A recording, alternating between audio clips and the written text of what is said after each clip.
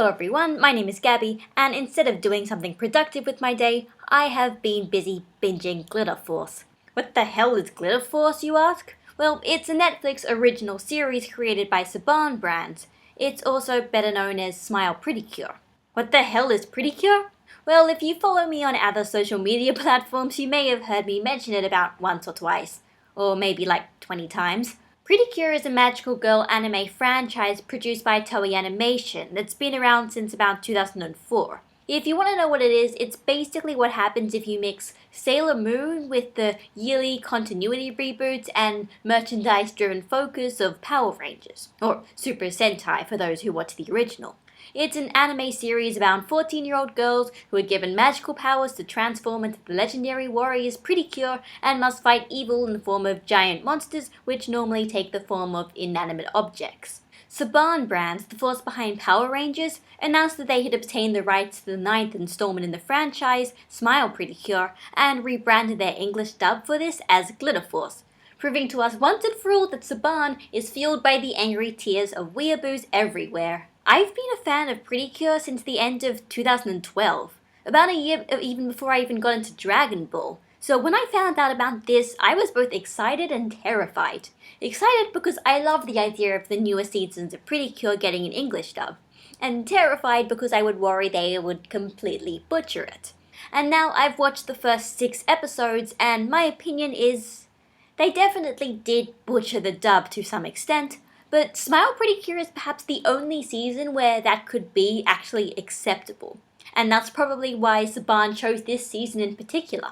But to explain this in greater detail, I'm going to give you a quick rundown on the dub changes in the localization from Smile Precure to Glitter Force. The good, the bad, and the inexplicable. First for the good. Glitter Force is a lot more self-aware than Smile Precure.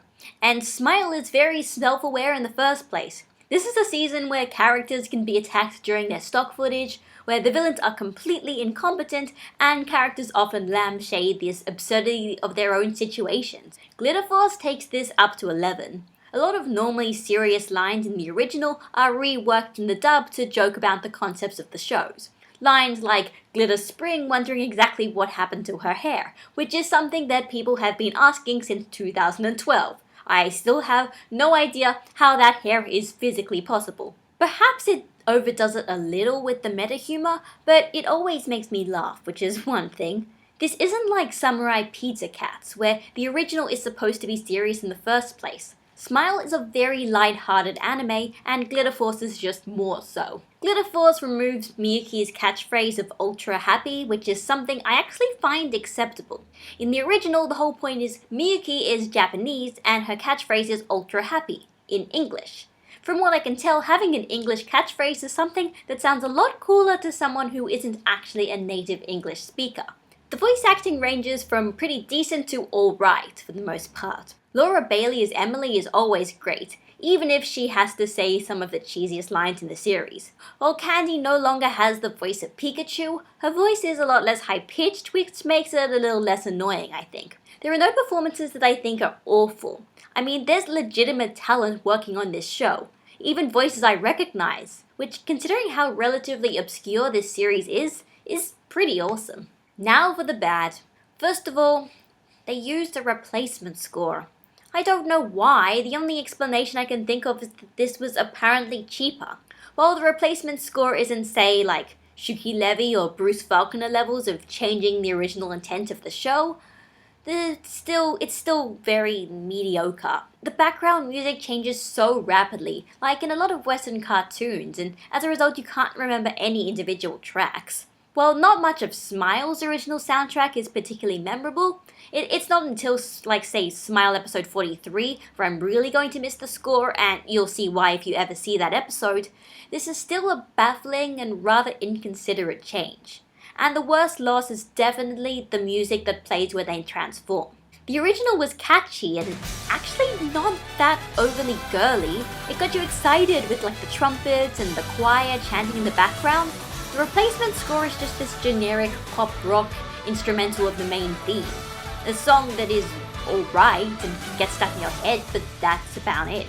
The dub doesn't make you pumped up when they transform, it's just sort of like, oh yeah, they're transforming, it's like not that special. Speaking of transformations, they ruined those too. For some reason, they decided to have the girls like narrate their transformation sequences, whereas they're completely silent in the original. I don't know why they did this, it seems really forced and kind of stupid, and it also makes you think that the transformation is happening in real time, which it's not. Because if it was, then they'd be attacked mid-transformation, just like everyone jokes about. The first episode in particular is a bit of a mess story-wise, with a lot of changes from the original. First of all, it opens up with Miyuki/Emily in the dub dreaming about the Glitter Force, including all 5 members and the power-ups they get later on in the series. This means she knows from the very beginning who's going to join the team. In the original, she sort of just decides to recruit people because she thinks they'd be good teammates, but here it's just a blatant, oh, you're in my dream, so you're clearly a member, it's simple as that. In the dub, she's trying to convince everyone that the dream is true, as opposed to just sort of like wondering if they'll be able to join in the first place. And then there was how the royal queen was giving Emily like exposition about how her kingdom was destroyed and how Emily's a member of the Glitter Force and she needs to fight. Something that gets explained pretty well in episode 6 already, so I guess they didn't want to keep people guessing for 5 episodes, but it felt very blatant and kind of forced. Just this typical, like, chosen one narrative. In the original, that feels like everyone sort of joins by accident, with like their strong hearts that's what allow them to unlock their transformations, but here it's just destiny. Also, Glitter Force does like the Power Rangers thing. You know how in Power Rangers they sort of like added up power onto everything? Except here in Glitter Force it's glitter. Candy definitely says glittertastic in at least one scenario as an exclamation, which is so stupid, I'm sorry, that is so stupid, even for a little girl's show. They don't do it all the time, but it's definitely there. Also, in the first episode, Candy tells Emily that she can fly. She cannot fly, she's just jumping really high, seriously. That was one of the first dub changes that was like just flat out wrong. And as for the endings, Glitter Force uses sort of like, they use their own original soundtracks for the endings, like English songs for the endings, but they at some points they still use some of the Japanese like traditional CGI dance endings. But like since they're different songs, they don't use the Japanese songs, so sometimes like the dancing doesn't actually match up to the song and it's kind of stupid, so that's just something. And now for the inexplicable. First of all, the weird, unnecessary dub changes. From Marchenland in the original to Jubiland in Glitter Force. The big bad is called No-Go in Glitter Force, but in Smile Precure he's called Piero, which explains why all of the monsters look like clowns. Also, for some reason, they changed everyone's sort of superhero names per se. In Pretty Cure, everyone is sort of Cure something, and in Glitter Force, they did it so that everyone's Glitter something. But also, they changed the second parts of their names for some reason as well. So, Cure Happy becomes Glitter Lucky, Cure March gets upgraded from a month to a season as Glitter Spring, and then Cure Beauty becomes Glitter Breeze. It's just rather strange that they changed the second halves, especially because for Sunny and Peace, they kept it the same. They just made like Cure Sunny, Glitter Sunny, and like Cure Peace to Glitter Peace. Maybe they thought Happy was a little bit too on the nose and sounds a bit weird for an English-speaking audience, but I don't know why they changed March or Beauty. They often do this weird thing where they darken the screen during some of the stock footage, and it makes me think that my computer screen's about to go to sleep, so I keep moving my mouse thinking that there's a mistake, but it never is. They just darken the screen for some reason. I don't even know why. In terms of Cure Peace or Glitter Peace, in the original her introduction speech is including, she says like Jankenpon, which like literally means rock, paper, scissors. When she says that in the stock footage, she literally puts up like rock, paper, or scissors with her hands, like during her introduction speech. This is a running gag in the show, with like the villains are trying to beat her at rock, paper, scissors every time she transforms in front of them. I told you this show was self-aware. This is changed in Glitter Force. Instead, her introduction speech is about kittens and puppies and the power of love, with the joke being that it's so cutesy that even her own teammates are kind of ashamed. I don't know why they changed such an iconic running joke. I mean, rock, paper, scissors is not a strictly Japanese thing. Maybe they thought introducing yourself by playing a game was a bit weird. But if anyone ever watches Glitter Force and sees the characters making weird hand motions for no reason, it's probably because of this joke, which has now been adapted out. Still in Glitter Peace, the interesting thing was her voice actor. Yayoi has a very cutesy, high-pitched voice to fit her sort of shy personality, whereas Lily, while her voice is still quiet, is also actually deeper than everyone else's, and that took a bit of getting used to. I mean, she's the shy one, and her voice is sort of like, yeah, is the deepest out of like all 5 of them, which is really weird thing for the dub to do. They also changed the names of everyone's finishing attacks. Like for some reason, all of their finishing attacks in Glitter Force also have the word sparkle in it for some reason.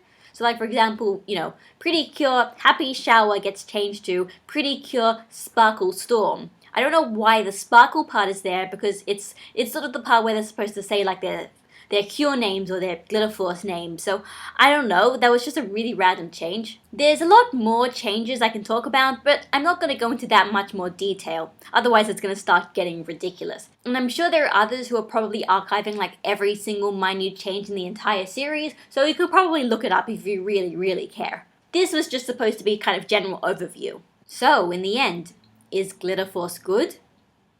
Hell no!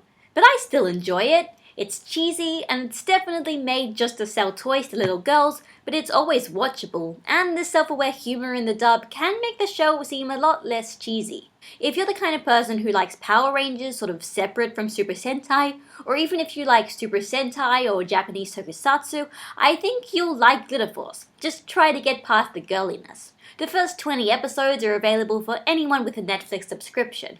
It's only the first half of the series. I don't know when season 2 is coming out, but we'll see what happens when that happens. So yeah, this video might have seemed like it kind of came out of left field because like I never really talked about this before. You only would have really known if you checked my Tumblr or my Twitter.